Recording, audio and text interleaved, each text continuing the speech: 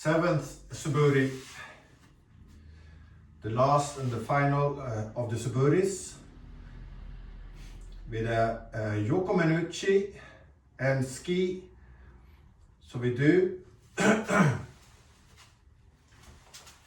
Menucci, and then we continue ski on the left side, and then we just repeat Yoko Men on the right, ski on your left. Yoko Men on the right, ski on your left.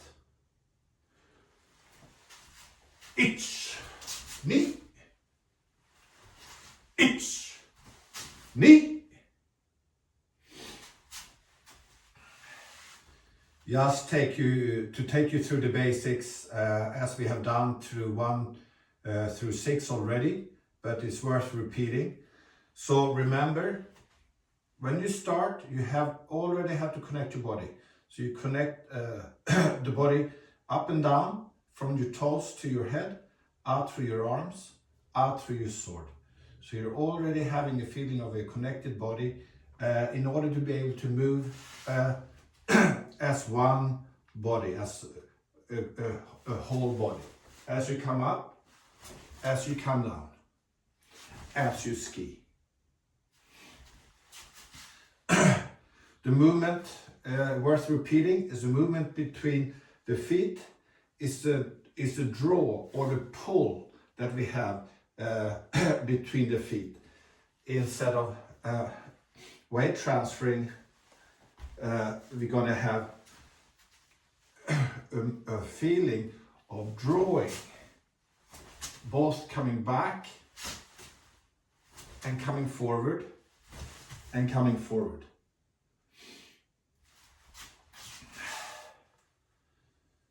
So, and this, of course, this drawing is based on Olsen's rowing exercise that we know. So that has this kind of feeling.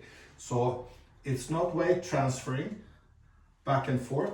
It's more of a pulley, like a slinky, over the pelvic arch, that I'm using the leg balls to bow and unbow, bow and unbow.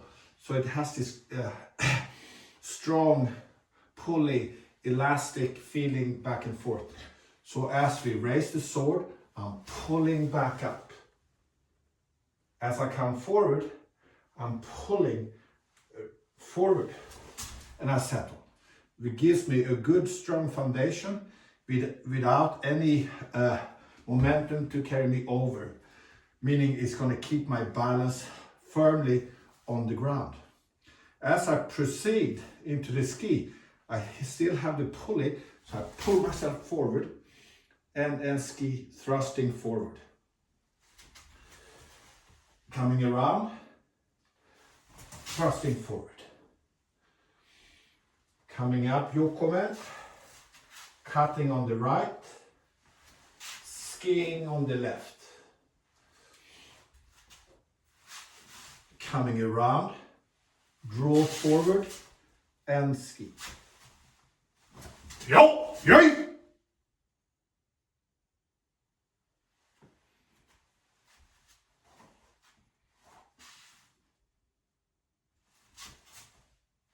Yo, yay!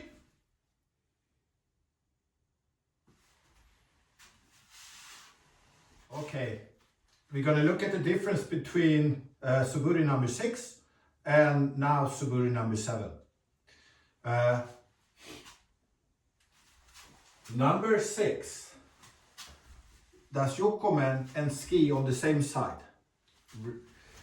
Repeats on the other side, cut on the left and ski on the left. Now, on the last one we did explain that the Yoko Men would cut and finish, leading to the belief that usually the Yoko Men would be successful and we would complete it with a ski thrust on the right side, but also on the left side it would be completed with a complete finish, with a Yoko Men and ski.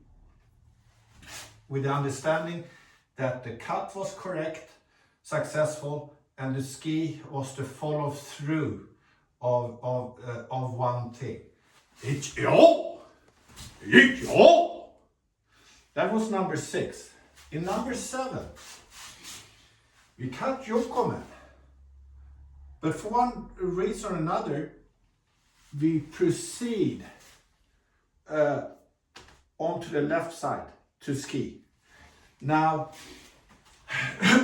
before I understood better, I thought maybe that is because I miss my yokomen and I pursue my my goal with trying to reach as far as possible on my left, meaning my target has moved away from me.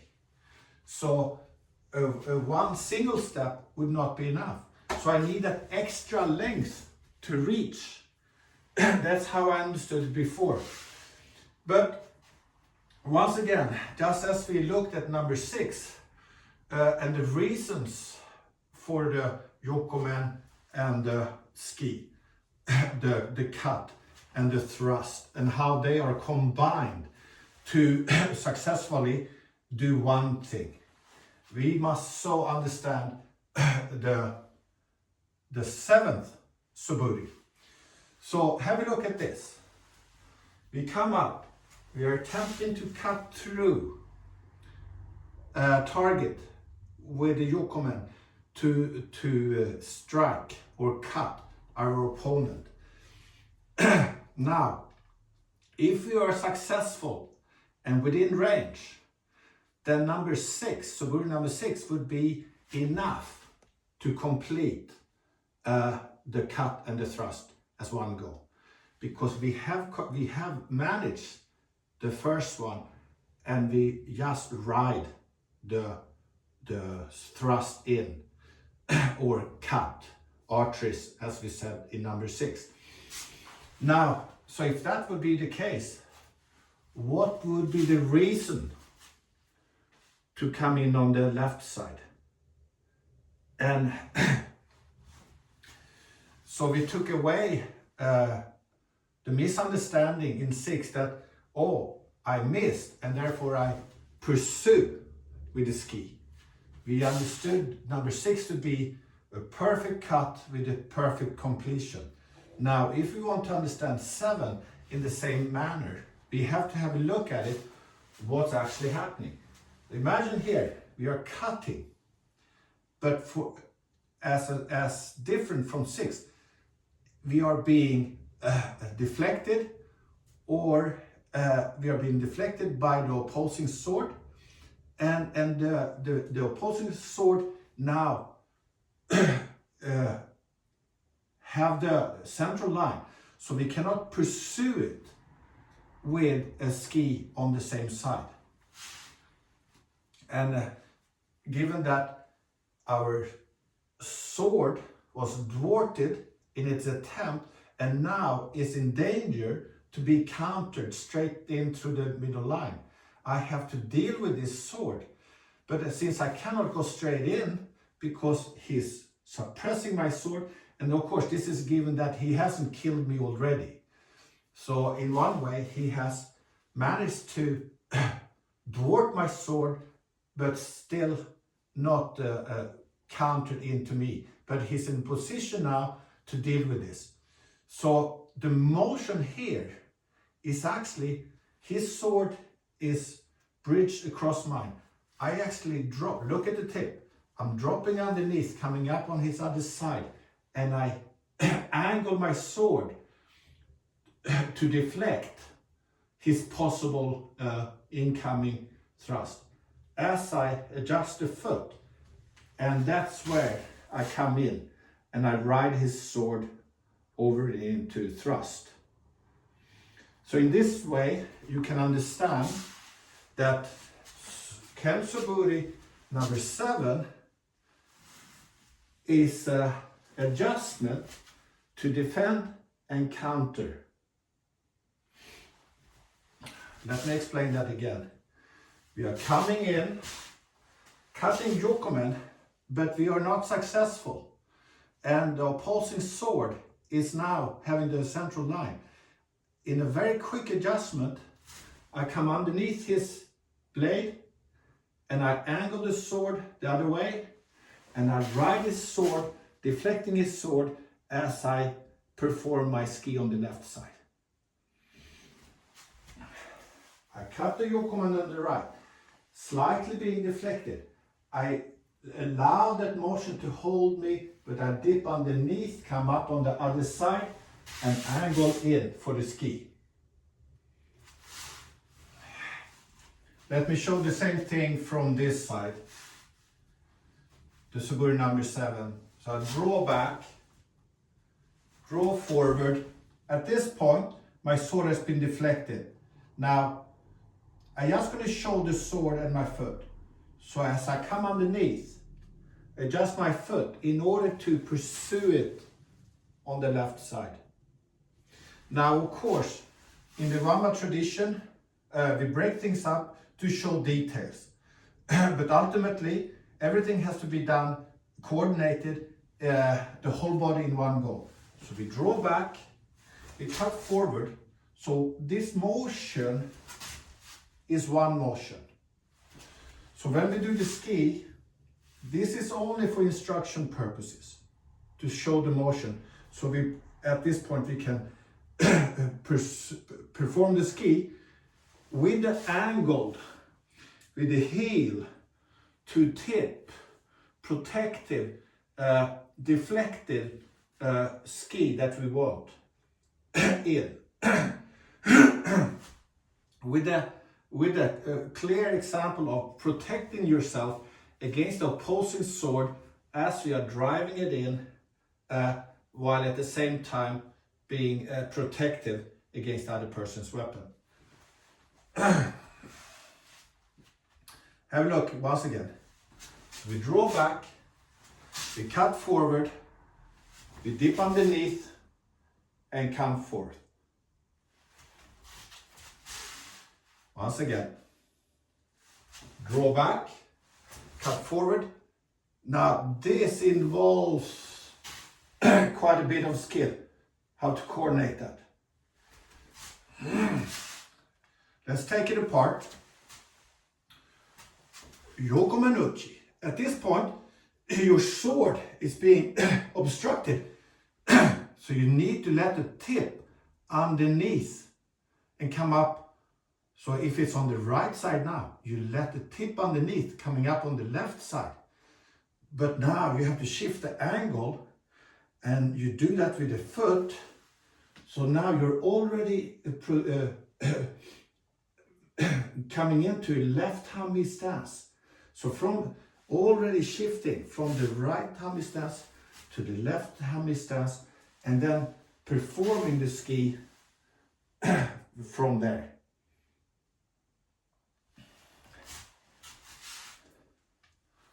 Draw back, cut yokomen, drop underneath and ski.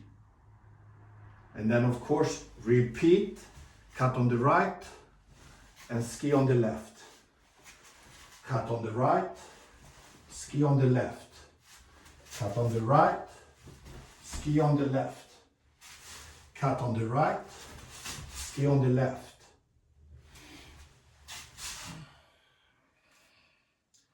Let me explain the dip underneath the opposing sword. You're not used to it because when we do Suburi, it's a solo exercise. So we are not really opposing a sword here. So that means we can go straight in with the left ski. Just as we would have done in Suburi number 6.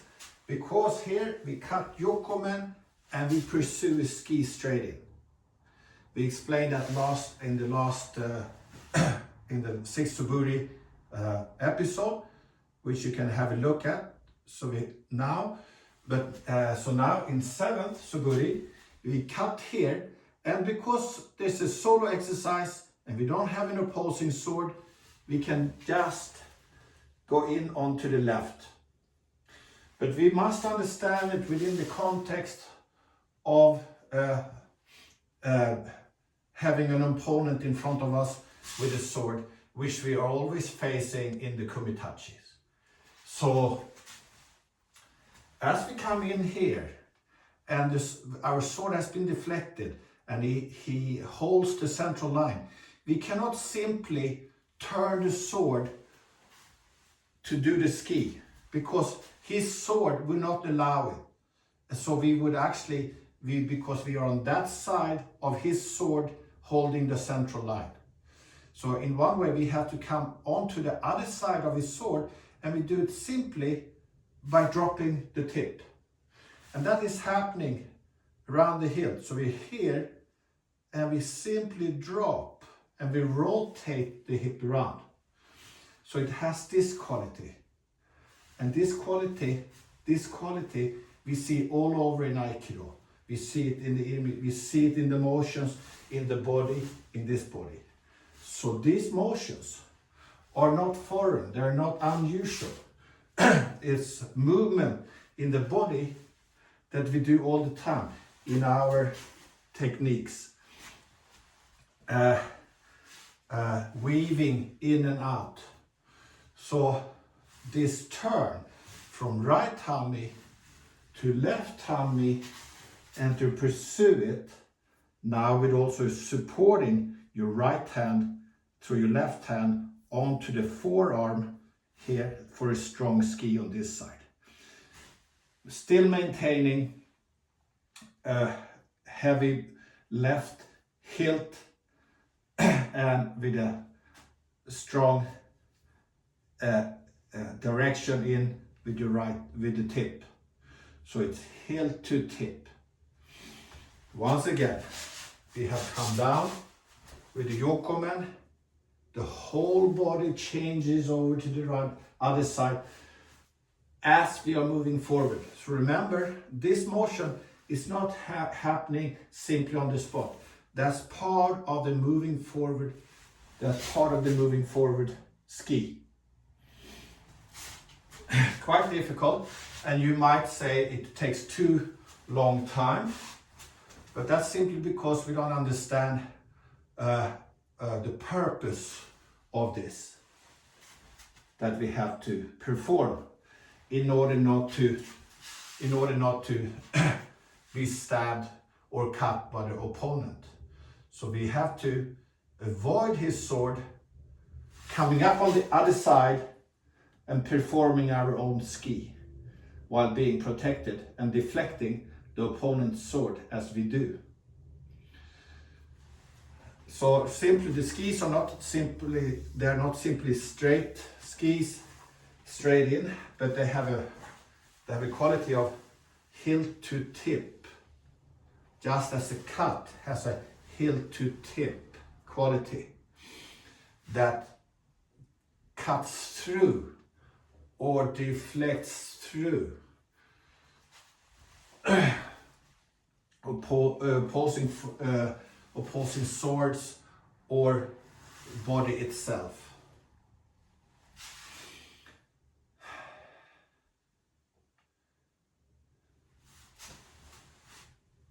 Yay! No!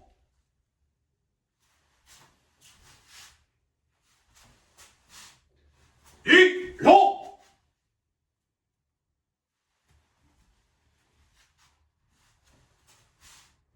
Yay! No!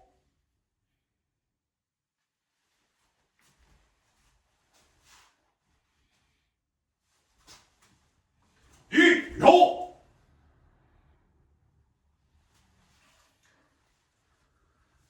Usually when we do it in the flow, in a non-stop action, we usually don't see these distinctions. So we would cut and we would ski. So we don't realize the importance of the change. So that's why we have to explain it, bring it down into the understanding, and then learn to do it faster again. Because this will become something very important to be able to do when we do the partner practices.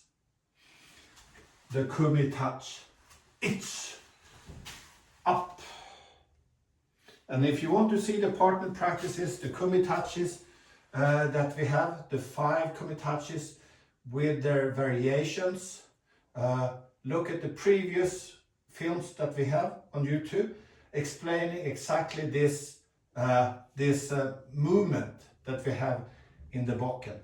So if I show from the front, from the right-handed yokomen, we are coming to the left-handed ski. So you can see when we have finished the right yokomen here, we have a right-handed right hami slant. Now, as we are moving forward, as I'm drawing myself forward here, I'm already transferring onto the left side.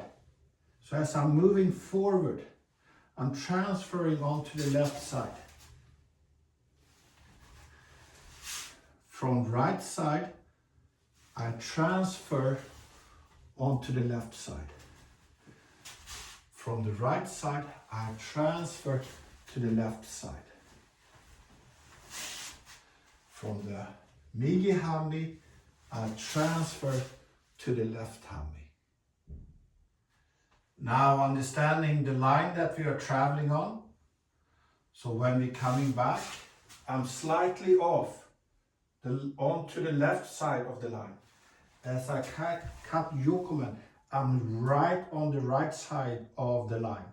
As I pursue it with the ski, I'm just simply on the left side of the line. So we're moving very slightly back and forth over the line. So starting from the beginning, as I raise the sword, I am just very thin onto the left side of the line. As I attack, I am just simply very thin on the right side of the line. As I pursue it forward, now again, I step over the line and I'm very thinly on the left side of the line. Moving my body angular forward as per hami stance. So if you do it here, I'm on the line, I'm slightly off to the left. I cut, I'm just on the right. As I pursue, I'm just on the left of the line.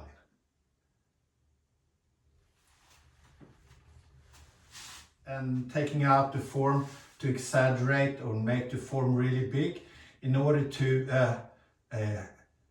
accent the important points.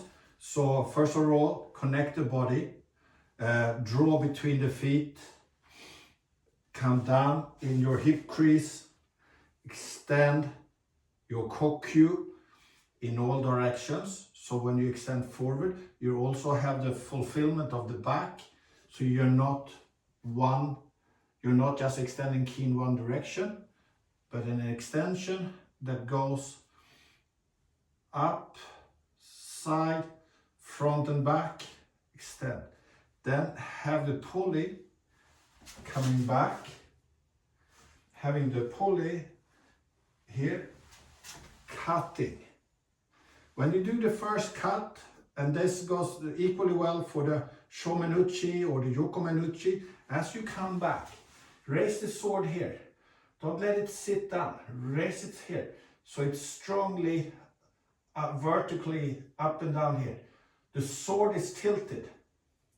Now, if you would really use the full range here, as you draw forward, without bobbing up, just pull yourself forward. You can allow yourself to drop the sword to your back before you cut. You allow yourself a full turn before you ski. Use the full range and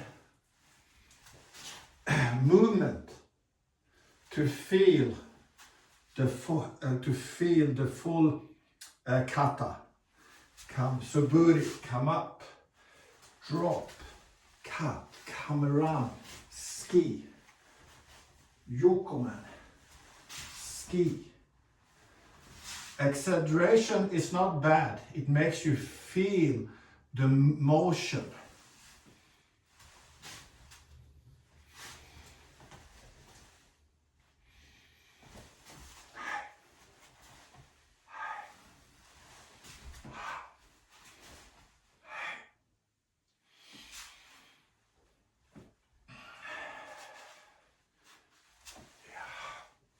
Yay! Oh! Yay! Oh! To learn this, to distinguish between a practice, exaggerated movement, and more of an execution that is fast and short and more precise. The big motions has to do with feeling the movement as a big, and then you draw it tighter when you want to execute faster and more efficiently. Coming up, cutting yokomen, coming over to ski. Cutting yokomen and ski. Cutting yokomen and ski. Now, we have to understand, just as we did number 6, that this is a continuous motion. So as we come here, as we are being deflected here, we are not waiting for him to do something. We are immediately coming over to do the continuous ski. So we have to end on a unified yokomen into ski. Just as we did on number 6. We cut and we pursue it with the left foot.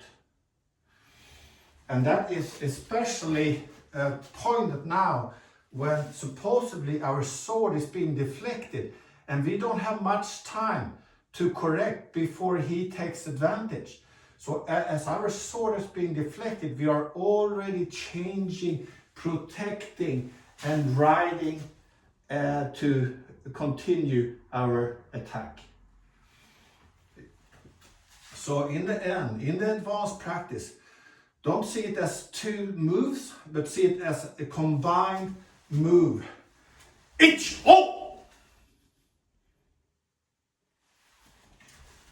Yokomen with a ski.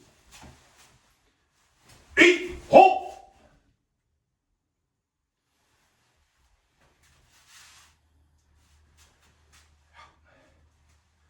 Yokomen, ski. Yokomen, ski. And finally, understanding the movement, we go back to the solo exercise, connecting the body, coming back, cutting yokomen, pursuing it with the ski. And then repeat, yokomen, ski. Repeat, yokomen, ski. Yokomen, ski. Yokomen, ski.